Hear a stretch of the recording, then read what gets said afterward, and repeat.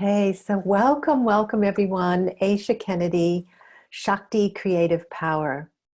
Now, having these conversations with beautiful women who are supporting other women to step into their power and what that means. And I'm really excited and passionate about having these conversations because what I see happening is that we are coming into what true power and leadership is. I was just saying the other day to my husband, my beloved, what if all the world leaders were women? Wouldn't that be a completely different world? And, it's true. And I see this shift happening. But what has to happen is that each of us, men and women, step into our feminine creative power. That is the true power. It's the power of the heart, not the ego and the head. And so I'm having these wonderful conversations to look at the redefinition of power, but also what gets in the way, what gets in the way of us stepping into our power, and how can we meet that and move through it so that we can be the highest expression of who we are and bring our gifts into the world. So today I have another beautiful guest, Tamala Ridge, and we are going to explore the power of detox. Now, Tamala is an expert in detox, and it's so much more than just a physical cleanse. She goes deep into the whole range of what detox really means and how that gets in the way. If we're not in that, physical and emotional and mental and spiritual freshness, then we can't really be as powerful as we're meant to be. So I'm going to turn it over to you, Tamala, to just introduce yourself and really speak. I'm really curious about this more broader aspect of detox, if you could talk about that. Sure. Thank you, beautiful Aisha. I just wrote down a few things, a few words that you mentioned there: true power and leadership, and feminine creative power, and heart-led leadership. Oh my gosh, you're speaking my language so much. Thank you for that beautiful introduction. So yes, my name is Tamala Ridge. I'm an addiction specialist and spiritual companioning mentor. And yes, I am a detox junkie. So I talk about addiction and trying to educate the world that addiction's not necessarily a dirty word, that we all are actually hardwired to become addicted to things. It's the makeup of our body. It's just that we've got a little bit skew and a little bit, off the rails, and we're getting addicted to things that are suppressing our power and are making our energy a lot heavier and denser, because really we haven't been taught to deal with our uncomfortable emotions and to move through trauma and to rebirth out of difficult situations. We've just been taught to stuff it down, drink it down, eat it down, hide away, and which really takes away our ability to be powerful and to shine bright. So when I do a detox, actually, maybe I should just very quickly explain the nature of addiction too, because that will support us to understand the way that I teach detox. So in about 30 seconds or less, what happens when we become addicted to things is that what we're actually addicted to is not the high of the sugar and the coffee and the chocolate. It's actually to the come down. So I've got whole masterclasses on this because it is an interesting shift in our perception. Yeah, I just went like, wait a minute, what? Did she just say it's the come down that we're addicted to? Okay, I'm curious about how that works. So the addiction to the come down occurs because what happens in the come down is that the come down produces stress response. So the next morning when we wake up after we've drunken our bottle of wine, or we've eaten the whole block of chocolate, or we've eaten all that crappy food, and we wake up and we're feeling a bit bleh, a bit tired, a bit dull, we're producing tiny amounts of stress in our body. So every single negative thought that we have about ourselves produces tiny amounts of adrenaline and cortisol in our body. And what happens is we spend a lot longer time in the come down than we do in the high. So the high of the sugar or the caffeine or the block of chocolate might last half an hour. But the come down the next day might last hours, days, weeks, months. We get into that self-flagellating space for a lot longer. So if you look at the peak of the high and the trough of the low, we're spending a lot longer time in that low. So what that means is we are formatting and programming ourselves to become addicted to stress, to adrenaline and cortisol. It's difficult to explain this very briefly, but I can leave a link to that masterclass in the comments below for people to really dive into that. Yeah. So what that means is our cells, since this is a little cell, they have adrenaline and cortisol receptor sites on the outside of the cell. And when we start to feed them a lot of stress hormones, the receptor sites for our happy hormones, such as oxytocin, the love drug, they start to die off, and we grow more receptor sites for adrenaline and cortisol. So we're actually changing physiologically the makeup of our cells to become more addicted to stress. So what happens is then the stress hormones will actually cause the craving for the high, knowing that in the future it's going to get a come down. Yeah? Wow. Yeah. And then does that make sense? It does. And it kind of feels normal, right? When you're talking about the trough and the addiction to stress and the cortisol and the adrenaline that comes through. I mean, in a way, when I'm thinking about that in myself, like I think, but it just kind of feels normal because we don't really know anything different, right? Yes, exactly. So our new normal has become ho-hum, a bit Groundhog Day, a bit whatever. This is what I got to do today. Get up, get the kids ready, go there, do work. And in the afternoon, it's like, what do I need to pick me up? Is some caffeine or some chocolate or some comfort eating, which gets me out of the ho-hum, because really we don't want to be feeling ho-hum. Our body does want to feel high vibing and vibrationing, to a less dense capacity. So we'll have that little burst, but then ultimately it feeds the come down. So the question is, so what do we do? Yeah, how do we break this habit? And so for me, it's twofold. So one is detoxing. In order to we want to wipe the slate clean, and that's what detoxing does. It takes out all of the toxins, the caffeine, the nicotine, the sugar, all of the things that we're physiologically addicted to, wipes it all out. But the idea of detoxing really is about adding in. So we don't want to deprive ourselves. We don't want to take out that one good thing that makes me feel really good, because otherwise I'll just feel blah all the time. So detoxing is about adding in. And earlier I mentioned the oxytocin. So what we want to do is flood our cells with oxytocin so that the receptor sites for that grow and the receptor sites for the adrenaline and cortisol start to die off. And what produces oxytocin are our 4 connections. So connection to self, connection to others, connection to earth, and connection to spirit. There ain't no come down to those things, hey? Yeah.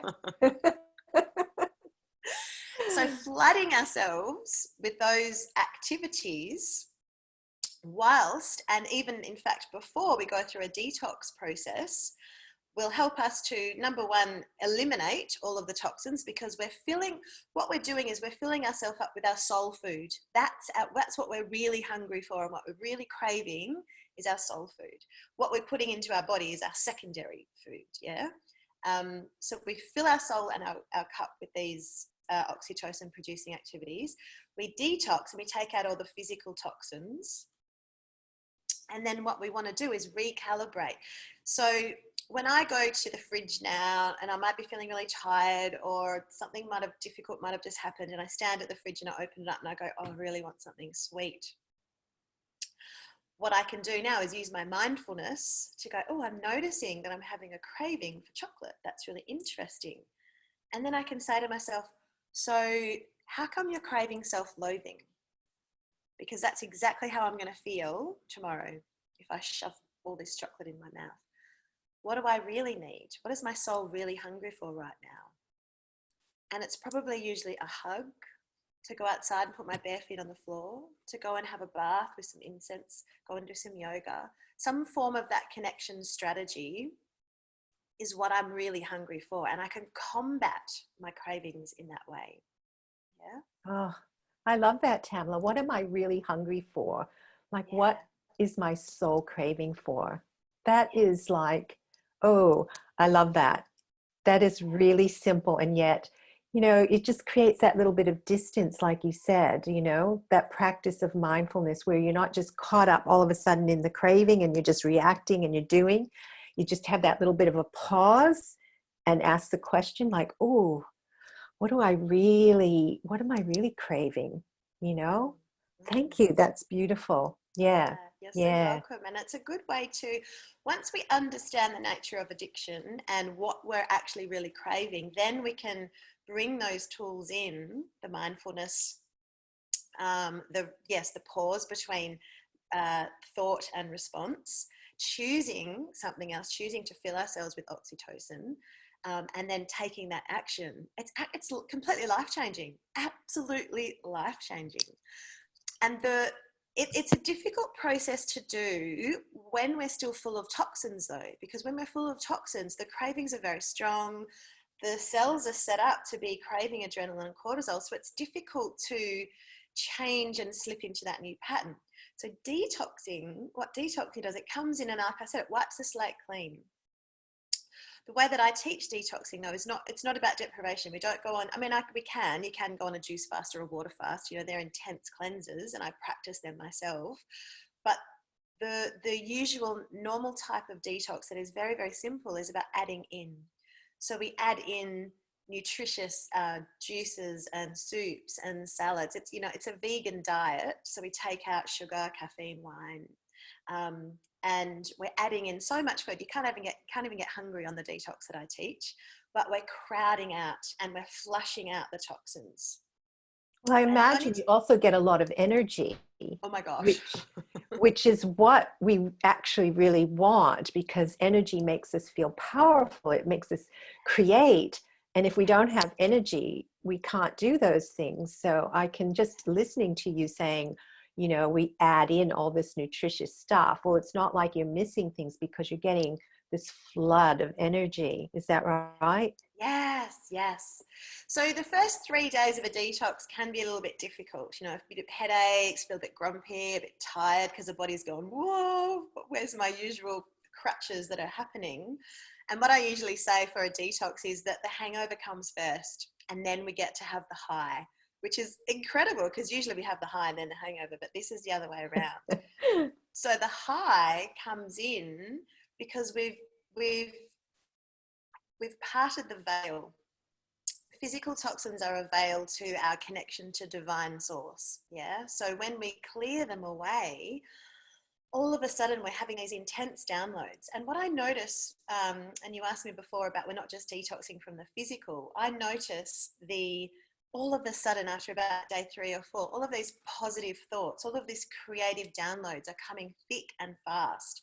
And what I notice so deeply is that that's not new. It's always there.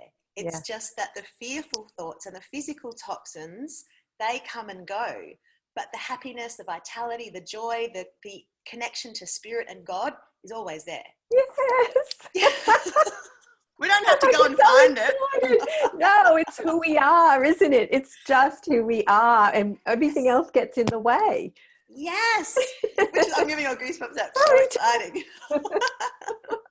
Hallelujah. Yeah, I don't have to be or do anything different. I just have to do a clean out, a declutter to find the gold and, polish up the gold and the sparkle because it's already there.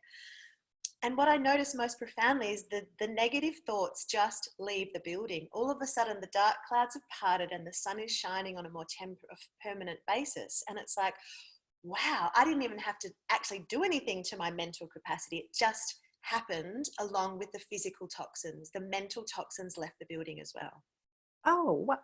So, so, so actually, you don't have to work on your negative thinking, like as in, like, let's focus on these negative thoughts and try to get rid of them. No, you're saying that by just doing this cleansing and it just happens organically and we come back to who we really are, which is super connected to divine source, creative, and filled with joy and energy. Yes. So we don't actually have to do the focus so much on the mental negative thinking. That's just all going to happen in a natural way. Is that what you're saying? It does happen in a natural way during a physical detox. Yes, absolutely 100%. What will happen though is once we've stopped the intense detox and we go back to a relatively normal way of living and eating, what we then, this is now when the work begins. Yeah, this is when the real work begins, because prior to the detox, I use mindfulness and tapping as my main tools. Mindfulness and tapping absolutely work to support and reframe our negative thinking. But when we do a detox and we clean it out, when we put mindfulness and tapping into a clean vessel, oh my God, the subconscious work that can now begin to occur is tenfold, hundredfold, infinite fold. So what will happen though is the negative thoughts will start to come back in a little bit as we start to eat more heavier and denser food. So yes, then we need to practice our mindfulness to notice when they're coming in, bring in some tapping and start to work on all of that old trauma and fear that wants to keep expressing itself because it's addicted to stress. But now we've had that clean slate, we can notice, we go, oh God, here it comes. Here comes that old belief system, that old trauma, that old self-doubt. And I've got the tools now to deal with it. And I'm much more clear and able to go through that process because I've wiped the slate clean. Yeah. Otherwise, if we don't wipe the slate clean, it's just constantly there. And like you say, it's normal. I'm just in this normal space. Until you do a detox, we don't realize what the real normal is, which is like super duper high and happy and energetic. Yeah.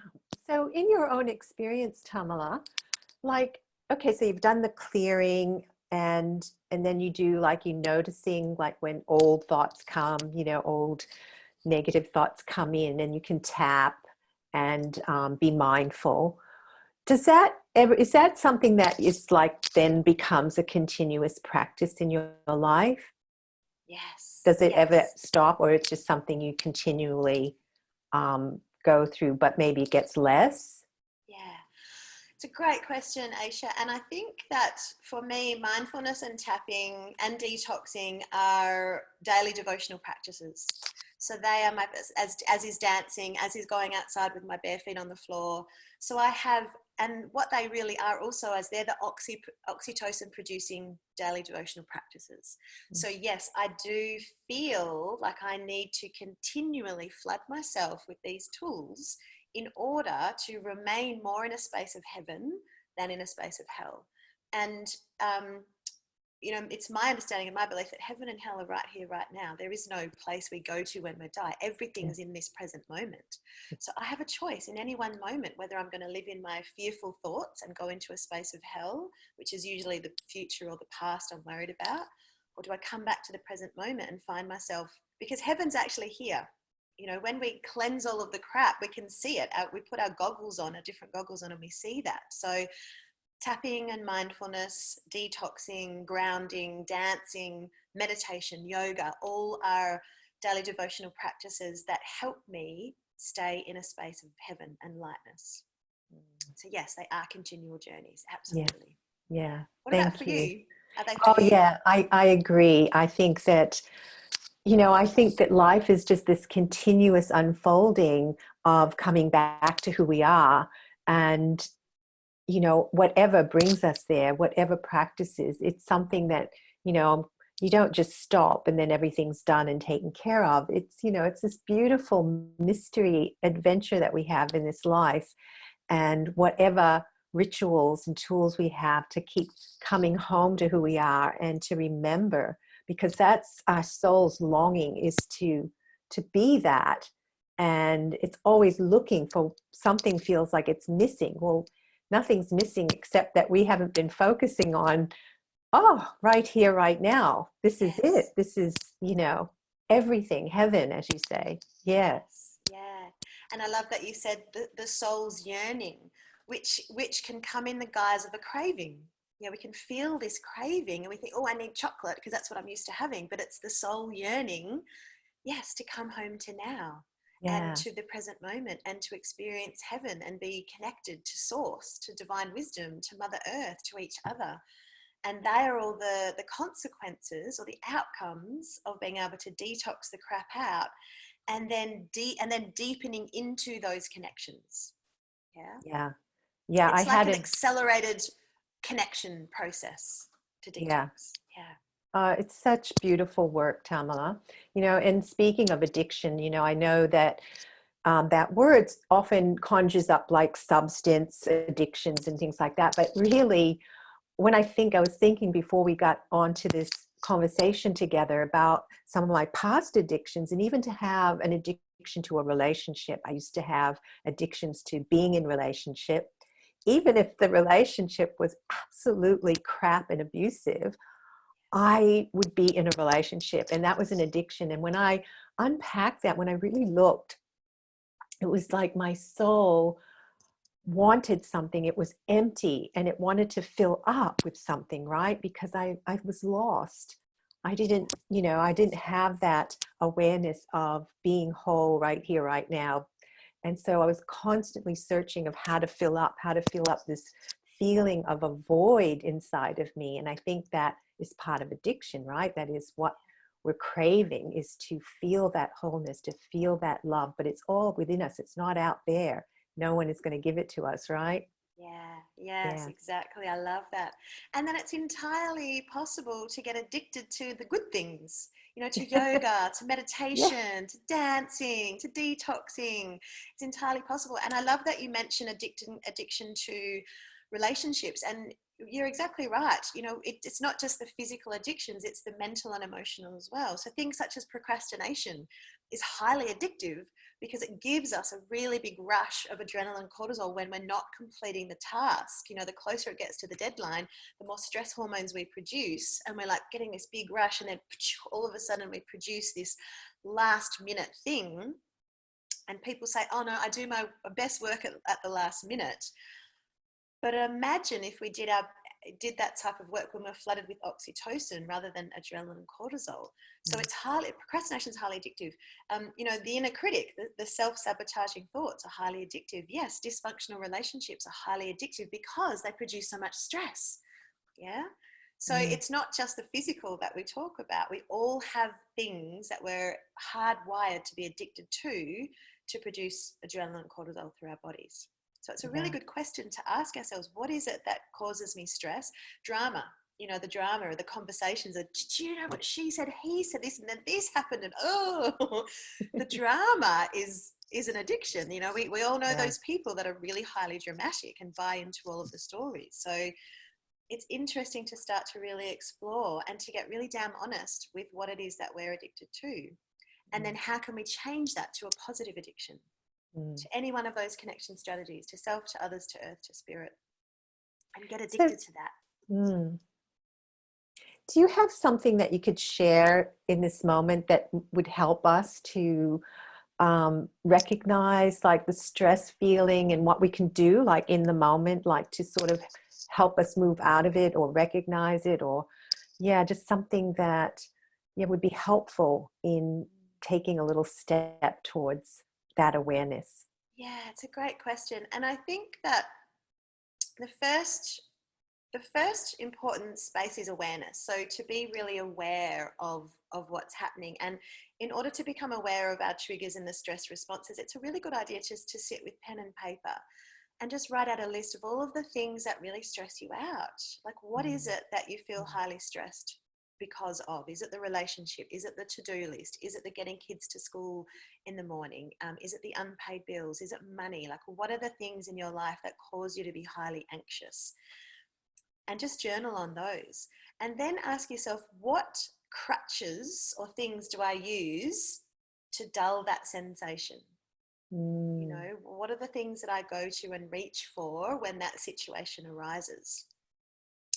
And then just even identifying those two things, the next question to ask is, what else can I put in place that's actually going to feed my soul? Mm. What connection strategy can I give to myself when those highly stressful situations occur, before, during, and after those stressful situations, that I can start to implement an oxytocin connection strategy that's going to flood out the other type of addiction. And we have to make a plan. We've got to make a plan and start to put those things in place. That's For journal. beautiful. I think Yeah. journaling first and Yeah. foremost. Mm. And those questions, like, in, just recognizing, putting them down, looking at ways to what crutches we have, that really simple. Thank you. That's so helpful. Now I know that you also go in depth with people in this area to help them. And can you just give the audience, a little recap of what those things are, or where they can find you? Sure. So what I'm really loving focusing on, and the people that I work with so powerfully, are other space holders. So other people like yourself, other people who are out in this magical world doing their beautiful work, and each of us has a different type of medicine, to usually that we've taken on board through our own trauma, our own experience, and our own healing. We now have medicine to take into the world. So it's my intention, and the people that I really love to work with are other space holders who want to amplify the potency of their own medicine. So supporting other people to clear whatever residual addictions that they still have, and we still have them, myself included. How can I support other people to cleanse, to clear, to become even more conscious in order to step up and serve to a greater degree of integrity? Yeah. And like you said, it's a continual journey. So I have a few different programs, but the one that I'm launching at the moment is the Space Holders Sanctuary. And it's an ongoing membership for other space holders to come in, and for a space for them to be held, to recharge their vitality and their magnetism, because we become more magnetic to our ideal client when we're more cleansed and we're vibrating at a higher rate. There's no more sales hustle there. It's just, I'm shining so freaking brightly, and people go, I want what she's having. I want to go hang out with her. To release any addictions and self-sabotaging behaviours, emotionally, mentally, physically, and to realign with spirit, because when we are more clear, we're more conscious, we're more connected. So that's an ongoing membership where we have 2 detoxes per year, 2 physical detoxes in May and in October, and the rest of the months we have detox and connection themes. So we detox from judgment, or we detox from our shoes, or we detox from social media and devices and our phones. Everyone's really hungry for that one. We're going, when's that month coming around? But at the same time, we're adding in our connections, and we do tapping and mindfulness, and it's a really beautiful cleansing space for all space holders to come and hang out. And they don't have to lead for that time. They can come in and lean and recharge their batteries in order to go out and serve to a much beautiful, intense capacity for their tribe. Oh, I love the sound of that. A support for people who are supporting others. Yes. So necessary. Yeah. And you've created something beautiful, Tamala. Just sounds really divine. And, you speak my language too when you talk about, being so clear and being so magnetic that, people just want to work with you. They're like, whoa, what's she on about? And that is like the language of the feminine creative power, because it's all effortless. It isn't about, going out there and trying to make things happen and to force things, or to even effort that much. You just have to be so centered and clear in yourself and your gifts and what you're offering. And it's like a bright light that comes out that people turn and notice, right? Yes. Yeah. So Yes. cool. So Thank cool. you. Thank you. Yeah, it's fun. It's fun when you get to that vibration, you go, this is easy now. Yeah. And No even more if it trudging up goes the in hill. and out, you still have that taste, that glimpse, because your soul recognizes it and goes, yes, this is it. This is the way. This is how it is. And it's natural, right? It's not forced. Yeah. And we've got a new default setting that we can return to, because ultimately, yes, we fall off the wagon and we have difficult times and difficult things happen, but we know where we can return to, and we've been there before. And each time we return, we can actually get to a higher space and a more conscious space, which is really exciting. Yeah.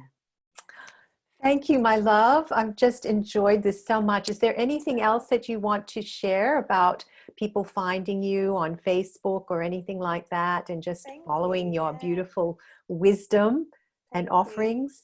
Yeah. Well, Facebook, Tamala Ridge, you can find me there. My website is www.tamalaridge.com. And yeah, Facebook's probably, that's the place I hang out most. I don't have too many other platforms. I'm just focusing on the one. Otherwise, I just Yeah. get addicted to too many things. So yes, you can easily find me there. I can put some little links under the post here. So yeah, Yeah, thank you, beautiful. fantastic. I'll Thanks for the share that with opportunity. everyone. Yeah. Yeah, you're so welcome. I feel really honored that you came in to talk about your beautiful work, your gifts, your expertise, and how you are helping women and how you're creating these circles for women who are helping other women to just be themselves and to, yeah, get to that other level of, divine service. Mm, yes, Yeah. beautiful. Thank you. And Yeah. yourself, you're doing the same thing. You Yeah, I are. know. We are. But We're shifting the paradigm of power and yes, leadership in the world. We really are. And I yes, am so happy that I'm a part of it right now in this moment of the shift that's happening. So, it's really exciting, isn't it? I've yeah, got it's goosebumps. so It's so exciting. exciting. Yeah, we have to step into it. Yeah, no more mucking around. No No more more. mucking No around. more This is mucking this is around. the time. It's all heart. We're allowed to give ourselves permission to lead through our heart. I think that's Yes. a really important thing. We give ourselves permission. We don't have to Yes. lead from here anymore. It's here and it's okay. Yeah. Yes. Mm. Totally. Thank you, my love. Thank you for being Thank here. you. Thank you, beautiful. Bye. Thank you, Bye. everyone. Thanks for being here.